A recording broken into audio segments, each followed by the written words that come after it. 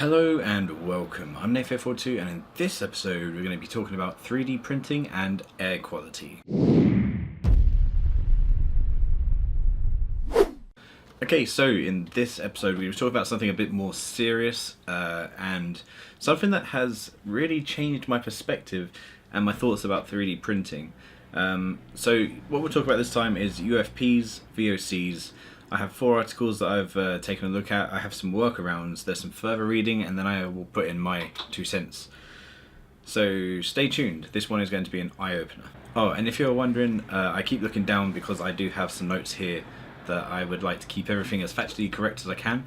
So yeah, you might notice that from time to time. Okay, so UFPs, or ultrafine particles. Ultrafine particles, if you want to take this on scale, so human hair is about 17 micrometers thick. 1 micrometer is 1,000 nanometers. UFPs are under 100 nanometers. So that's 10 times smaller than a micrometer, which is 17 micrometers as a hair. So they're very small, very, very small particles. You probably won't be able to see them in the air around you. You'd have to use some special scientific equipment to be able to actually even see them. UFPs, from certain research and stuff like that, has said that these can cause some serious health effects if they build up enough. UFPs are normally inhaled, so you normally breathe them in. They can be deposited in your lungs. UFPs can go into your bloodstream and go around your body. And if built up enough, they can cause oxidative stress, which means inflammation. You can get heart issues and lung issues and other issues as well further down the line. Also, one other thing is that most people so far haven't, because we haven't done huge amounts of study on what UFPs do, no one really knows the full extent of what UFPs can do or the long-term health effects of being exposed to UFPs. This is partially also because we have only really just started learning about PM10 and PM2.5, which I believe are the ones that you get emitted from car exhausts and stuff like that. PM10 is 10,000 nanometers, which I guess is 10 micrometers, and PM2.5 is 2,500 nanometers, which is, well, 25 times bigger than the actual definition for a UFP. So you could fit 25 UFPs in a line to a 2.5 PM 2.5, which is particulate matter. So yeah, UFPs, that's what I've got to understand so far about them. VOCs are volatile organic compounds. Now VOCs are gases emitted by certain materials. They can be bad for your health, but they're not always bad for your health. I think also a lot of this stuff comes down to the amount of exposure you have and the types of things that are being exposed to you, instead of one thing will kill you, one thing won't. It all depends on the chemical compound, and that is what will determine whether the VOCs are dangerous for you. VOCs can also be naturally occurring in many things. You can get them from cooking, you can get them from photocopying, you can get them from spray paint cans, and they also come out of petrol as well. That is VOCs for you. Okay, so I wanted to talk about a few articles that I found online. This article is called Ultrafine Particle Emissions from Desktop 3D Printers it's by Brent Stevens, Parham Azimi, Zineb El Ork, and Tiffany Ramos. Sorry if I butchered any of your names, but it's a very good study actually. And there was potentially 4 tests in there, or 4 sections of a test. So the test 1 was the background noise, the background test. The particles are seen as steady, so that's just testing the environment to see what you're playing with or what you have. The test concluded that at that stage that everything was fairly steady, around 2,500 UFPs per centimeter cubed. I guess I have the printout here for it, and I'm guessing from that it's not a huge amount, and you shouldn't really be worrying about background because that's always going to be there anyway. Test 2. With test 2 they put 2 PLA printers on at the same time. Now I don't understand their logic between doing 2 printers here and the other test they did, which is 2 PLA printers and 3 ABS printers. It seems very strange that they would do them in this way instead of 1 PLA printer a break, 1 ABS printer a break. So you can tell the difference between the two, or 1 PLA printer a break, 2 PLA printers a break, 1 ABS, a break, 2 ABS. That would be a good study to do. If anyone can do that, that'd be great. The 2 PLA printers running for 30 minutes. The particulate matter in the room went up to just shy of 10,000 per centimetre cubed. So it did go up, and there is a fairly large jump in the amount of particulates in the air. Test 3 is the test 2 cooldown. So the printer turned off and it started going down, and after about 30 minutes the particles in the air started to dissipate by about half. That's good. So you can clearly see that the particles do dissipate and disappear eventually. Maybe they become bigger particles, maybe they don't, who knows as to what happens with them, but that is what we know so far. Test 4, 2 PLA printers and 3 ABS printers. They put the particles up crazy amounts. So this is what you'd have in probably like a typical print farm, I guess. I'm not sure why they used these ones, but here we go. They went up to 27,000, or to around 27,000 per centimetre cubed, and that is a crazy amount, and it just kept going up and up. So if it was a longer print, who knows where that could have gone to. That could have gone even higher than that in that room, and that would not be very healthy probably to breathe in, especially since there's 3 ABS printers there. So I hope they were wearing gas masks for that one. The conclusion that I got from this was the particle size is down from 11.5 to 100, because that's the size of UFPs.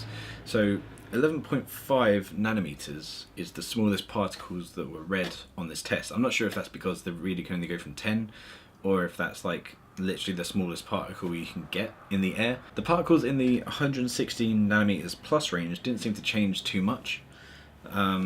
So it doesn't seem to be throwing out big chunks of stuff into the air or extra dust. And I think that's fairly noticeable because you do print on a daily basis and you don't see dust come directly from the printer, but you do notice a fine dust come over time, which is what I've noticed with my printers. Definitely there's always dust around the printers, and I always wonder how it gets there. But yeah, my room is very dusty at the moment, and even in the air as well, so I could be breathing plastic right now and I don't even know. The 20.5 and nanometers and under went up very slightly, so they didn't go up a huge amount, but the biggest rise was around 27.4 nanometers and 86.6 nanometers. They did go up quite a lot, and they're the particles that are perfectly within range to go straight through into your blood. Most likely, if you breathe them in, they could go through and sit in your blood, potentially go to your brain, all that kind of stuff. Now, if it's dangerous particles, that probably isn't a good thing. If it's ABS that you're inhaling, ABS is made from petrol. That's probably not good to have in your brain. But that is it for that experiment. I have a few more articles I want to talk about. So, epidemiological evidence on health effects of ultrafine particles. Now, this is by Angela Ibold Mully, H. Erich Wichmann, Wolfgang Kradling, and Annette Peters for the Journal of Aerosol Medicine. Take it as you will. It's a paper done for aerosol medicine, so aerosols are potential people who are putting UFPs in the air. What I got from this study was that fine particles produced a more immediate effect on patients, so that's particles over 100 nanometers. Ultrafine particles produced a more delayed effect on patients. So ultrafine particles probably is something that's going to have to build up over time, and then over time it will cause maybe long-term health issues, which is kind of a good thing and a bad thing, depending on how I'm reading it and how I'm seeing it. Long-term health issues are usually things that can be stumped early on, such as, like, I don't know, if you're a smoker, if you stop smoking like a year in, you're probably not going to get the long-term health effects that you would have had if you were smoking the whole term. In that sense, it's probably good that you know now. This test was also not anything to do with 3D printing, so take it with a pinch of salt, I guess, because this is just about ultrafine particles in general. But I thought this would be an interesting one to put in there because this is studies that are actually done on ultrafine particles and humans, so this is like actual evidence that they have for what happens to humans with ultrafine particles. Now, the third article that I saw is called Ultrafine Particles and Fumes from 3D Printers, How Dangerous Are They? And that's done by Joshua Carr. I think it's more of an actual webpage article, but I'm not really sure the scientific stuff that he's done behind this, because it's not from a study site. But Joshua Carr, the general thing that I get from this article is that ABS is bad, PLA is kind of okay. There's no regulations around UFPs. We do not know what the safe level of UFPs are, and we do not know if we are safe or not with printing because of the UFP levels. Another thing was that UFPs are commonly known to cause breathing related illnesses, as previously mentioned. ABS produces a VOC, which is the strong smell of ABS, which is called styrene. And styrene is a very bad chemical to be breathing. What else he found out was that PLA produces low levels of mostly lactide, which is considered by scientists as non-toxic and relatively harmless. Again, take that with a pinch of salt. Depending on your type of filament, your type of everything, depends on what they actually put inside the filaments. A few of the other ones produced propylene glycol, such as the Losbot, Labric, PC, TPE, and their nylon as well. Now, propylene glycol is actually used in vape pens. It's a common ingredient in vape fluids. So I think it's deemed fairly safe to ingest that as a chemical, because you're breathing it. Some people breathe it into their lungs professionally. Well, maybe not professionally, but every day. So yeah, that is that one. VOCs have been studied quite a bit compared to UFPs, and they have been known to cause nose and throat irritation. Okay, so Article 4 is called Emissions of Ultrafine Particles and Volatile Organic Compounds and Commercially Available Desktop 3-Dimensional Printers with Multiple Filaments. This one is also by Param Azimi, Dan Zhao, Claire Powsett, Neil E. Crane, and Brett Stevens. And Brett Stevens has actually popped up a few times before, and there's also a video that he's done, which is pretty good. I'll talk about that later. From this one, you can see that between 10 to the power of 8 and 10 to the power of 11 UPF emissions were emitted per minute.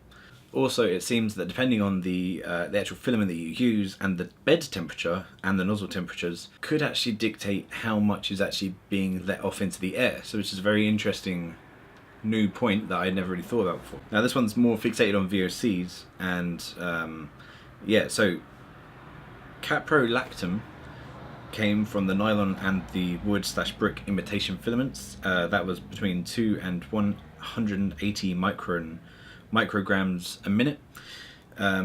Styrene was coming from the ABS and the HIPS filament at 10 to 110 micrograms per minute, and lactide was coming from the PLA filament at 4 to 5 micrograms per minute, which is a lot lower than all the other ones on average. The study pretty much concluded that they suggest using caution when operating in a small office or a poorly ventilated space. Now, I haven't just come here with ways in which to scare you into the health effects of 3D printing, but I read some of this stuff on websites over the last few days, and I thought, okay, I need to make something about it. I need to tell some people about this, because this is kind of scary. From what I've read, PLA is mostly okay and also doesn't create the most amount of particles out of them, unlike ABS, which produces styrene, which is a carcinogenic type chemical. Now, there's more stuff on here that I'd like to go into, which actually does talk about different chemicals, and I'll probably do that in a part 2, which might be next year. There's different ways in which you can fix this. Obviously, you could not print. That's one method to fix this. But if you're a maker like me, you enjoy printing, you want to use this as a tool to leverage how creative you can be, all the different stuff that you can do with 3D printing. Box3D.eu have created a enclosure that can go around pretty much any printer. This isn't endorsed, none of this is endorsed, but that enclosure can be a very cool thing to ventilate stuff to the outdoors. And when you ventilate outdoors, it will get mixed with natural air, it will get blown about in the wind, and them ultrafine particles will be scattered between a huge area, which makes it a lot more safer, because everyone takes the hit. Also, it is filtered, so it will filter out most of the bad bits. But yeah, in natural environment, I think from what I read on some of these sites, although I can't say for sure, ultrafine particles do seem to collect and get bigger when they are left alone, kind of thing, and then they'll turn into bigger particles which can then be collected through filters.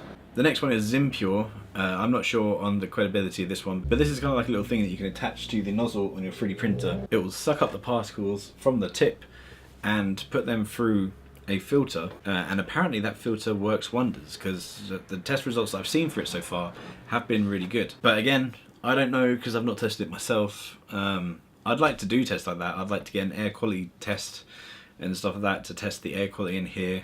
But I'll talk about that later. There's another one called Spannerhands, which have done an enclosure which you can put together yourself. That's £100. It's just like a plexi cover that goes around your printer. You can also create your own custom enclosure with external ventilation. External ventilation is a very important part of this because it does make sure that stuff gets out of your enclosed room. Right now in my setting, because my bed is literally less than 5 feet away from the printer, it would not be very wise to continue printing with the printer there. It would not be a smart idea, especially with all the information that I've received now. I'm not going to continue doing that. I will try and create an enclosure for the printer, and that is what I'm going to use going forwards when I'm printing. And I would suggest that anyone out there who doesn't have an enclosure for their printer and who is going to be spending a lot of time around where their printer is working does also get some kind of enclosure, air vent to vent these UFPs from being in their workspace. Okay, some notables. I did watch some videos by DIY3dtech.com. They have a cool series on air quality. They've done their own tests and stuff like that with a little handheld air quality tester, which is something that I'd like to get and do tests for myself as well. There's also a YouTube video from the Illinois Institute of Technology, which is also headed up, or well, I don't know if it's headed up by him, but it does have Brett Stevens, I believe, on it doing a talk, and he talks about all this stuff pretty much. From what some people are saying is that ABS, definitely you'd need an enclosure for. Don't even try and print that if you're not going to have an enclosure, and definitely not if you're going to be working in the same space as it. Most people are saying that PLA is okay to work in that space as long as you have some kind of ventilation to the outside, such as a window open or some kind of fan blowing the particles somewhere else. I would still recommend, just for your own peace of mind, your own safety, to get an enclosure, have all that potentially harmful UFPs, anything else, VOCs, you know, all the works, have that taken outside so that, you know, it can't cause any harm to anyone. And let's hope that that doesn't have a bad effect on the environment, because I don't want to be recommending people to do that if it's going to have a negative effect on the environment as well. Now, my take on this situation, I think that with all of this stuff that has gone on, 3D printing has got to a stage now where it is fairly set. I think there should be some regulation around the filaments that are produced, and I think that the first manufacturer to bring in filaments that have been tested against the toxic fumes that are produced by it will be a very popular filament. So if you are creating filaments out there and you're doing this kind of stuff, if you did a test where you found out what was being produced by the filaments that you're actually creating, so that you could create the safest filament out there that you could make, it would be very good for the community, for the external community, and also for your own sales. I'm going to create a part 2 on this where I do a bit more of a deep dive into different particles and stuff, and also like the different chemicals that are being seen from a few of these studies. I've got a few other studies that I want to look at as well, which are a bit longer, so they could take a lot longer to actually dig into. And also what I'm going to do is I'm going to start building an enclosure for a printer.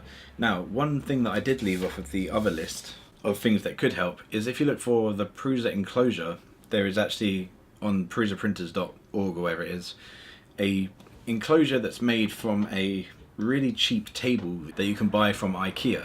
So that table, I'm gonna stick it on the table behind me. It's gonna look probably kind of weird, but it's black as well, so it should fit okay. I'll have the printer on that side, the table on top. I might have to move the shelves a little bit. We'll see how that goes. I'm not really sure. And the table will be plexied on both sides. It will have a wooden bit at the back. The wooden bit is going to have, that's not as per that model, but the wooden bit will have a air filter, and that air filter will have a HEPA filter on it, which will vent stuff out the back of the printer and then potentially through the wall outside or through the window if I can't drill a hole in the wall.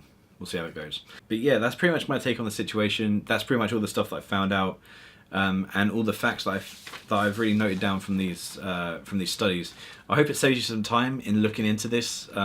If you liked the video, give it a thumbs up. If you didn't, then just give it a thumbs down, I guess, or whatever.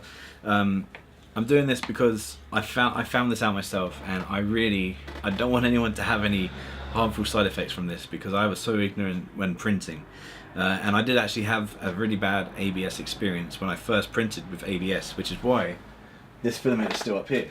I printed with that for about a week. And I was printing probably one or two objects every day with it, and I was working over there.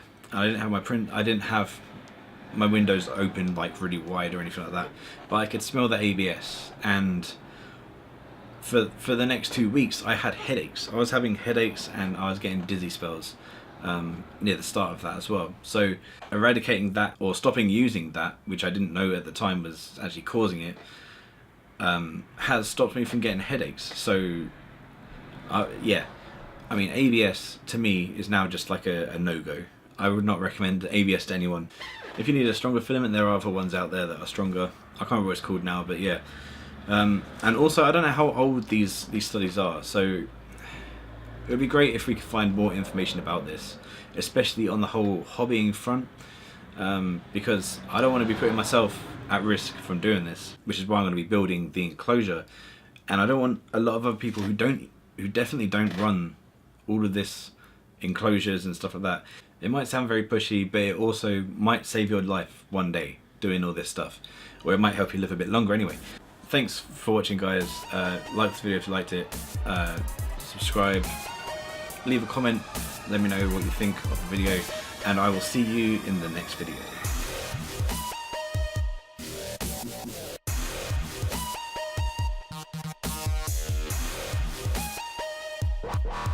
Wow.